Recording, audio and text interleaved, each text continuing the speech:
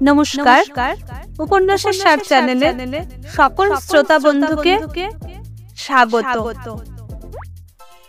আমাদের গল্প শোনার জন্য সাবস্ক্রাইব করুন আমাদের চ্যানেল উপন্যাসের সার। আমাদের আজকের গল্প সুনীল গঙ্গোপাধ্যায়ের লেখা ছোট গল্প দুই বন্ধু। 9 মাসে 6 মাসে সত্যচরণ একবার করে আসেন বন্ধু সদাশিবের সঙ্গে দেখা করতে। দুজনেরই বয়স এখন 80 ছুঁই ছুঁই। সদাশিবের তুলনায় সত্যচরণ এখনো বেশ শক্ত সামর্থ্য আছে। দিব্যি একাই হেঁটে চলে আসেন নারকেল ডাঙা থেকে ভবানী। হীরের ট্রামে বাসে চড়তে নামতেই বরং তার অসুবিধা হয়। হাঁটার অভ্যেসটা তার বরাবরে। সদাশিব নিজস্ব গাড়ি চালিয়েছেন যৌবন বয়স থেকে। একসময় তার স্টুডি বেকার গাড়ি ছিল। হাঁটা তো দূরের কথা, তিনি ট্রামে বাসেও চেপেছেন জীবনে খুব কম। হয়তো সেই কারণেই তার দুটো হাঁটুই গেছে। এখন সিঁড়ি দিয়ে একটুখানি উঠতেই প্রবল কষ্ট হয়। সেই জন্য তিনি 3 তলাতেই বসে থাকেন প্রায় সর্বক্ষণ। সত্যচরণের রোগা লম্বা চেহারা, হাতে সবসময় একটা ছাতা থাকে। সেই ছাতাটাই লাঠির কাজ করে। তিনি অবশ্য ধুতির বদলে প্যান্ট শার্ট পছন্দ করেন। বরাবর একটা বিদেশি কোম্পানিতে চাকরি করেছেন। এখন অবশ্য তার বড় ছেলেরই প্রায় রিটায়ার করার বয়স হয়ে গেল। সন্ধ্যার সময় তিনি ভবানীপুরে এসে বন্ধুর বাড়ির সামনে রাস্তায় দাঁড়িয়ে হাঁক দেন, সদাশি, ও সদাশি, আছো নাকি? এই বাড়ির গেটে কলিং বেল আছে, কিন্তু সে কথা মনে থাকে না সত্যচরণ। বরাবর এই রকম চেঁচিয়ে ডাকাই অভ্যেস। সদাশিবের বাড়িটা বেশ, নাতি নাতনি ভাগ্নে ভাগ্নি নিয়ে তার প্রায় 20-22 জনের সংসার। প্রেসের ব্যবসা করে সদাশিব প্রচুর সম্পত্তি করেছে। সে ব্যবসা এখনো ভালোই চলছে।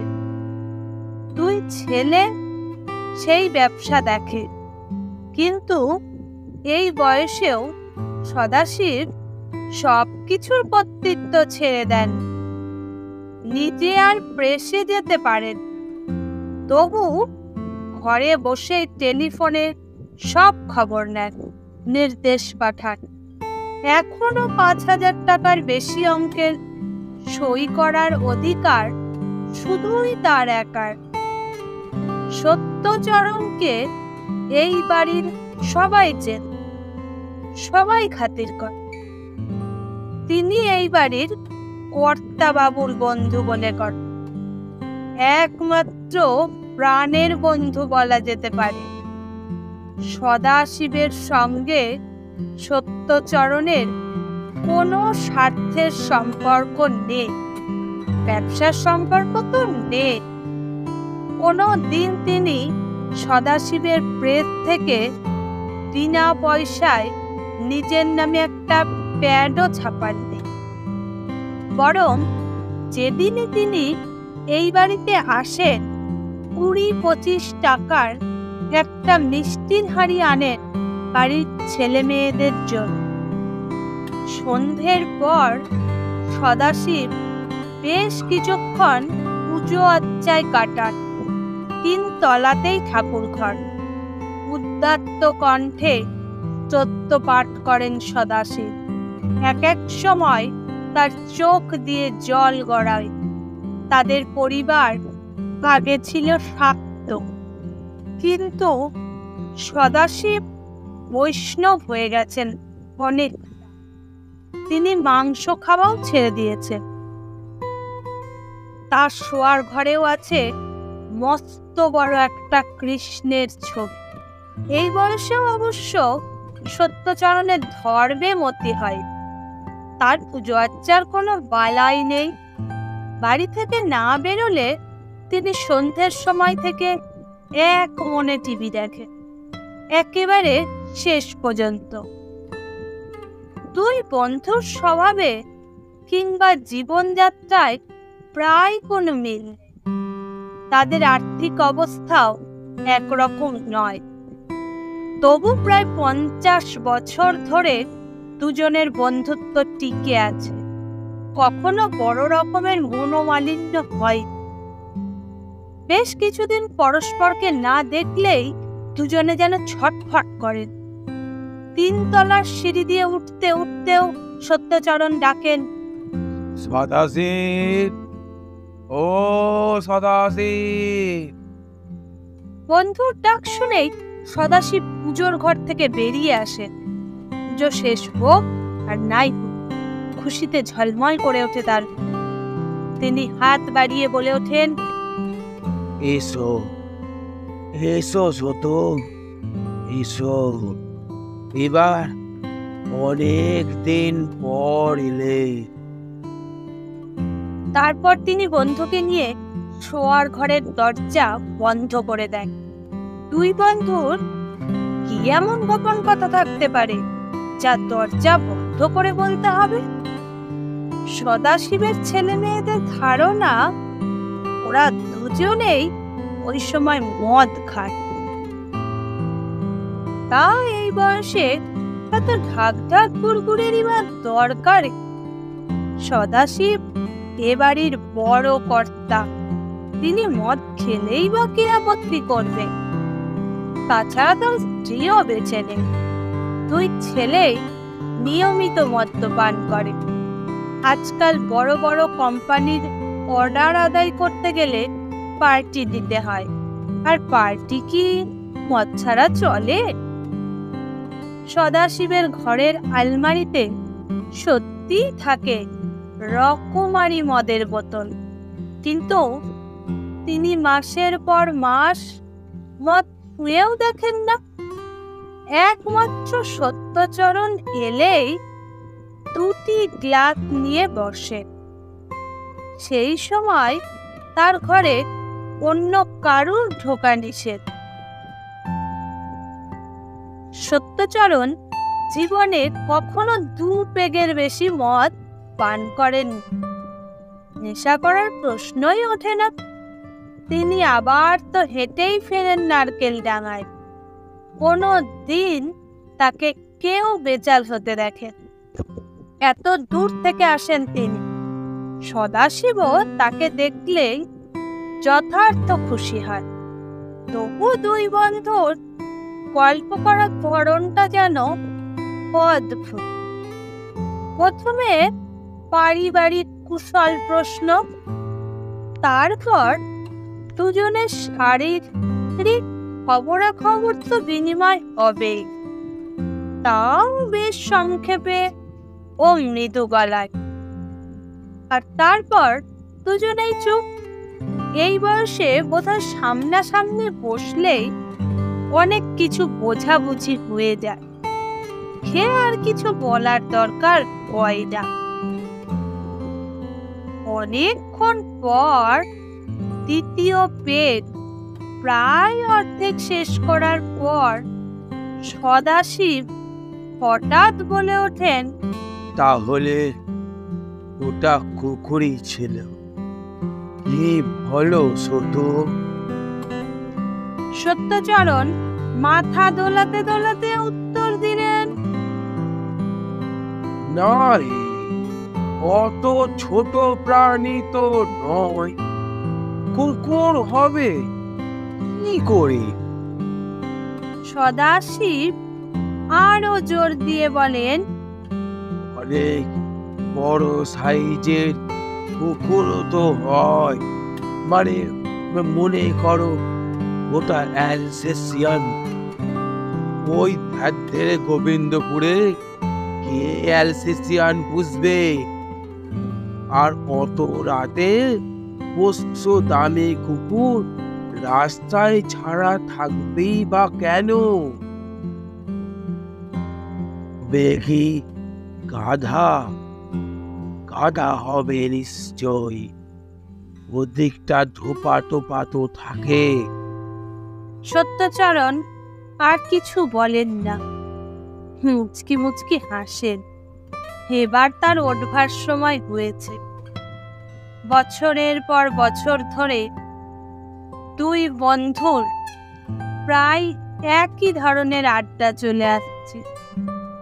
শেষের দিকে উত্তেজিত ভাবে সদাশিব বন্ধুর হাত চেপে ধরে বলতে থাকে, আমি আমি আমি বলছি ওটা ওটা গরু ছিল না, গাধা, গাধা কিংবা কুকুর, এমনকি ছাগলও হতে হতে পারে, হতে পারে। সদাশিব আরো ব্যাকুল ভাবে বলে ওঠে, বিশ্বাস করো সত্য, আমি আমি গো হত্যা করিনি, আমি আমি গো হত্যা করিনি, আমি নিজের চোখে দেখেছি।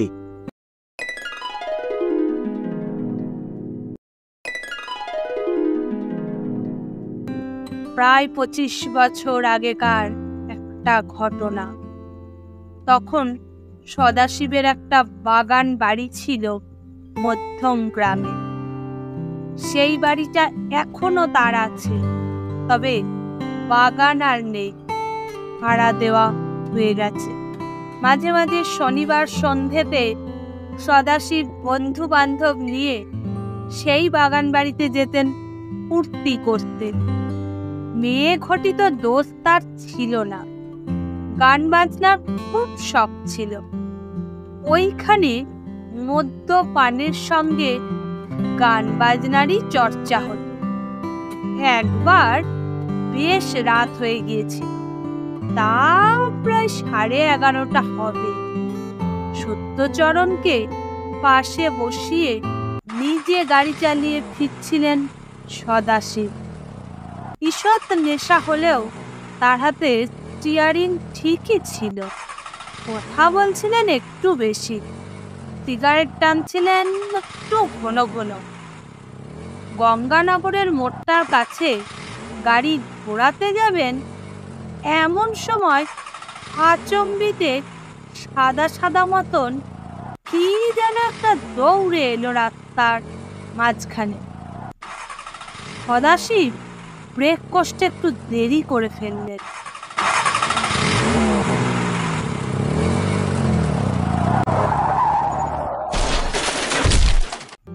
কত ভারো গাড়িতে মরমর করে হাড় ভাঙার শব্দ হল। সদাশিব হতবুদ্ধি হয়ে গিয়ে বললেন, কি হলো সতু, কি হলো, কি চাপা দিলাম? একটু দূরেই মাঠের মধ্যে যাত্রা পালা হচ্ছে। পরিষ্কার দেখা যাচ্ছে মঞ্চটা। নাকি নাকি গলায় পুরুষেরা ফিমেল পার্ট করছে।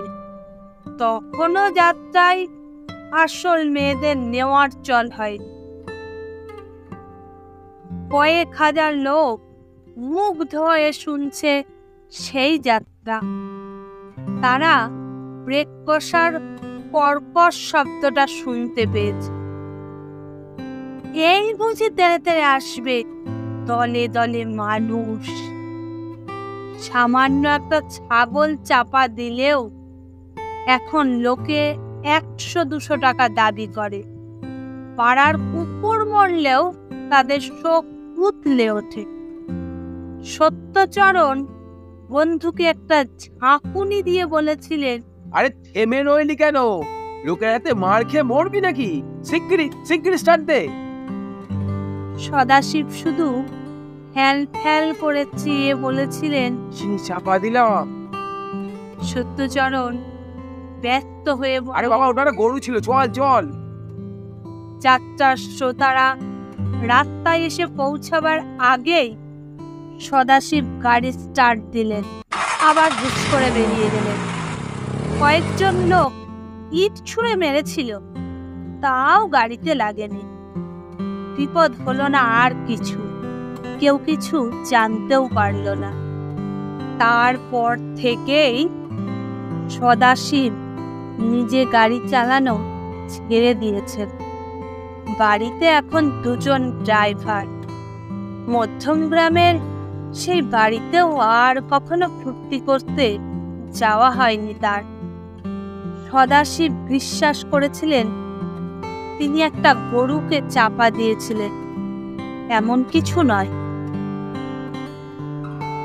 বছর কয়েক পর তার মনে খটকা লাগলো, গো হত্যা তো মহাপাপ, তার প্রায়শ্চিত্ত করা উচিত।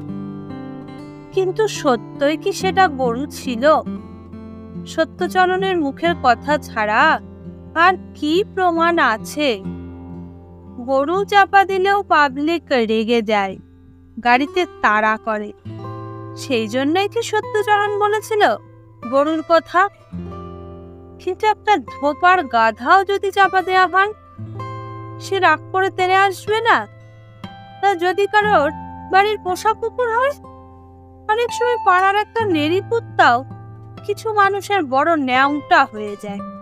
সেই কুকুরটা অপঘাতে মরলেও মানুষের দুঃখ হয়। সেই দুর্ঘটনার সময় সদাশিব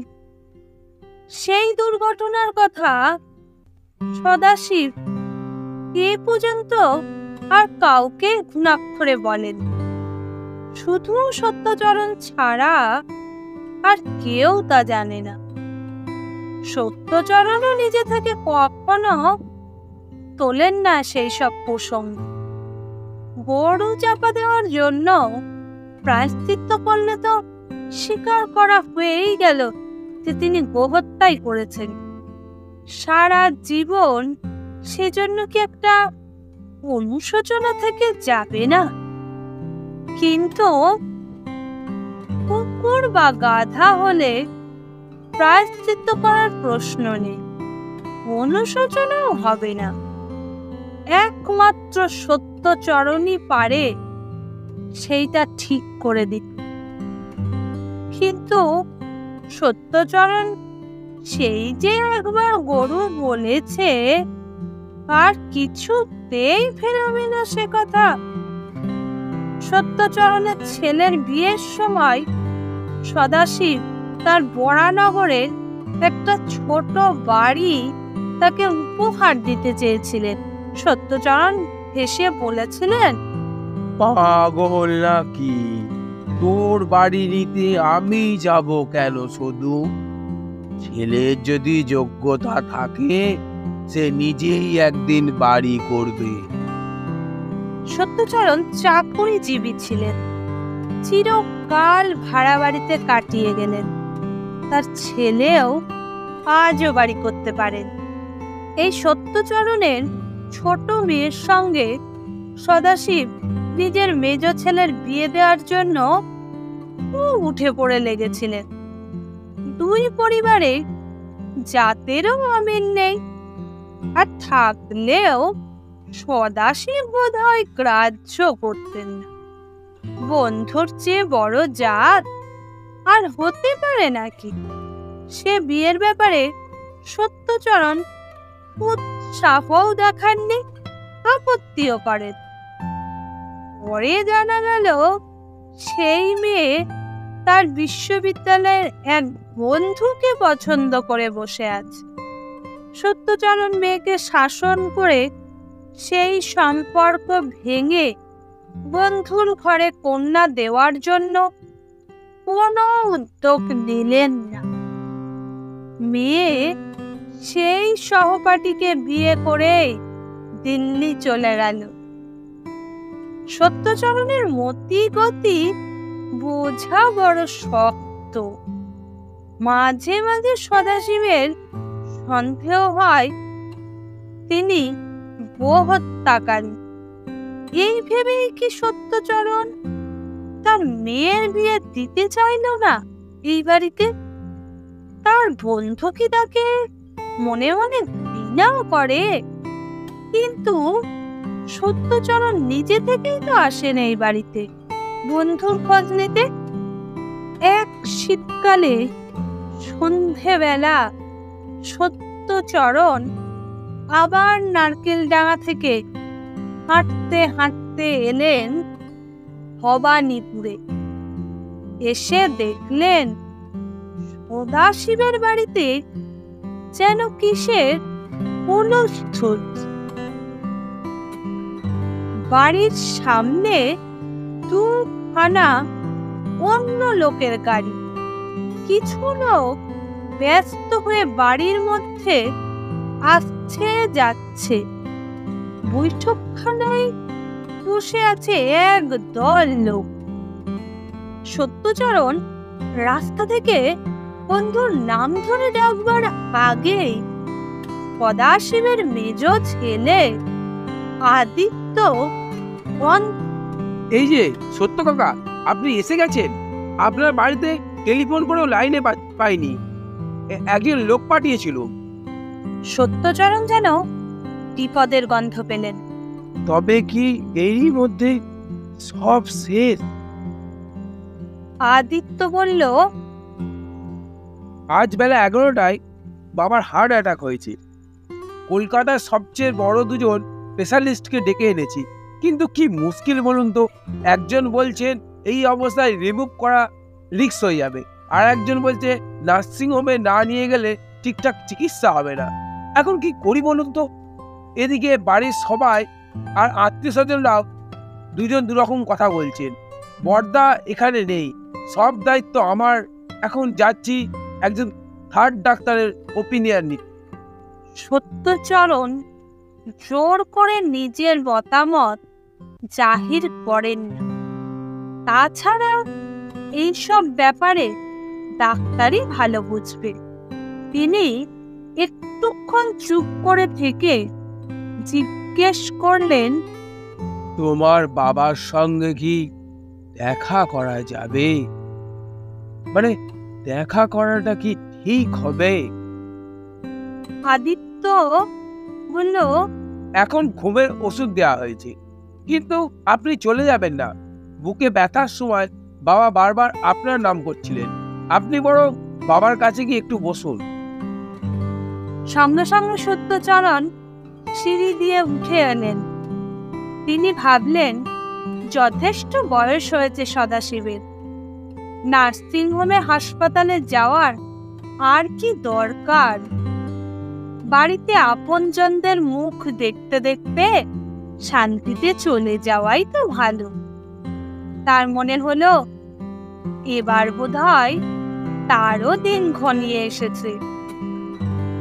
গরম নেই আর তেমন, একটু গরম ঠান্ডা ঠান্ডা ভাবই পড়েছে। তবু সদাশিবের শিয়রের কাছে বসে পুরনো আমলের আলোর দেওয়া পাখা নিয়ে বাতাস করছে তার এক পুত্রবধূ। আর এক পুত্রবধূ সদাশিবের পায়ের পাতায় হাত বুলিয়ে দিচ্ছে। এর কোনোটাই দরকার নেই, তবু এসব সেবার চিহ্ন। সদাশিব উইল করে রেখেছেন কিনা তাই বা কে জানে। সত্যচরণ একটা চেয়ার টেনে বসলেন। সদাশিবের দুই পুত্রবধূ তাকে দেখে ঘুমটা দেওয়ার একটা ভঙ্গি করল। এ বাড়িতে এখনো এসব প্রথার চল আছে। সদাশিব চলে গেলে হয়তো আর এসব থাকবে না। চিত হয়ে চোখ মুছে শুয়ে আছেন সদাশিব। মুখে স্পষ্ট আসন্ন মৃত্যুর রং। তবে আজকালকার পড়া ওষুধে এই অবস্থা থেকেও অনেকে বেঁচে উঠে আরো 2-4 বছর হেসে কেঁদে কাটিয়ে যান। প্রায় আধ ঘন্টার মধ্যে সদাশিবের জ্ঞান ফিরে এলো, কিংবা যেন ঘুম ভাঙল। চোখ মেলেই সত্যচরণকে দেখে তিনি খুব খুশি হলেন। দুই পুত্রবধূকে বললেন ঘরের বাইরে যেতে। তারা কিছুটা আপত্তি জানিয়েও চলে যেতে বাধ্য হলো। সত্যচরণকে তখন আরো কাছে ডেকে ইঙ্গিত করে সদাশিব ফিসফিস করে বললেন, তোকে কে খবর দিয়েছে? সত্যচরণ চেয়ারটা টেনে এনে বললেন, না, আমি আগে খবর পাইনি, এমনিই চলে এলাম। আমি আজ সারাদিন তোকে মনে মনে ডেকেছি, তাই তুই আসতে বাধ্য হয়েছি। ছোট, তুই না এলে আমি যে মরেও শান্তি পাবো না। দরজাটা বন্ধ করে দি। ওই আলমারিতে দেখ, হুইস্কিটা আছে, গেলাসও আছে।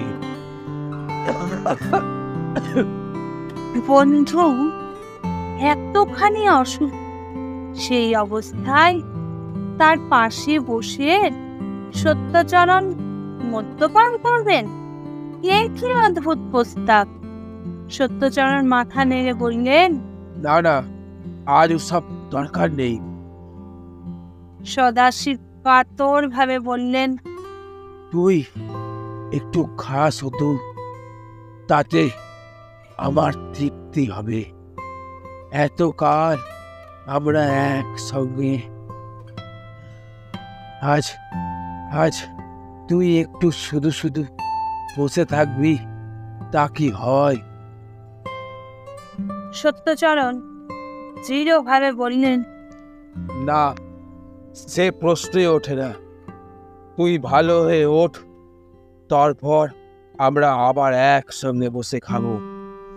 সদাশিব বললেন, ভালো ভালো হয়ে উঠব, হ্যাঁ, কিন্তু কিন্তু যদি এ যাত্রায় আর না উঠি, মাথায় একটা পাপের বোঝা নিয়ে চলে যাব। শুধু এখন অন্তত সত্যি করে বল, ওটা কি গরু ছিল নাকি অন্য কোনো জানোয়ার? হ্যাঁ। সত্যচরণ চুপ করে রইলেন। সদাশিব মাথাটা একটু উঁচু করে বললেন, সতু সতু একবার একবার সেই সেই দিনে ঘটনাটা ভালো করে ভেবে দেখ। সত্যচরণ তবু চুপ করেই রইলেন। মধ্যম গ্রাম থেকে সেই রাতে ফেরার ঘটনা তিনি চোখের সামনে যেন স্পষ্ট দেখতে পাচ্ছেন। সদাশিব দুর্বল হাতখানি তুলে বন্ধুর গায়ে রেখে বললেন, আমার আর কেউ জানুক না জানুক, তুই তো জানবি আমি আমি গোহত্যার পাপ মাথায় নিয়ে পৃথিবী থেকে চলে যাচ্ছি। কিন্তু কিন্তু তোর তো ভুলও হতে পারে। সেদিন অন্ধকার রাত ছিল, অমাবস্যার ঠিক পরের দিন। সত্যচরণ এক দৃষ্টিতে বন্ধুর মুখের দিকে চাইলেন। মৃত্যু পথযাত্রীকে যে কোনো কথা বলে সান্ত্বনা দিতে হয়তো দোষ নেই। তিনি মৃদু হেসে বললেন, তোর সঙ্গে আমি এতদিন ঠাট্টা করতুম রে, সেটা ছিল আসলে একটা গাধা। টুকুর টুকুর না, গাধা আমি স্পষ্ট দেখেছি তুই গোহত্যা করিসনি। তারা তো এইরকম ভাবেই মরে রে। একটা তৃপ্তির নিঃশ্বাস ফেললেন সদাশিব। দু চোখ দিয়ে গড়িয়ে এলো জল। একটুক্ষণ বিশ্রাম নিয়ে তিনি তোষকের তলা থেকে টেনে বার করলেন একটা খাম। তার মধ্যে অনেক কালের পুরনো একটা মলিন খবরের কাগজের কাটিং। সেটা সদাশিব ছিঁড়ে ফেললেন টুকরো টুকরো করে। তিনি যে গোহত্যা করেননি তার আরেকটা প্রমাণ এতদিন তার কাছে জমা ছিল। ওই কাগজের কাটিংটা সত্যচরণেরও বড্ড চেনা। তার কাছেও যে একটা আছে। ওই কাগজেই তো ছাপা হয়েছিল গঙ্গানগরের মোড়ে সেই নিহত যুবকটির ছবি।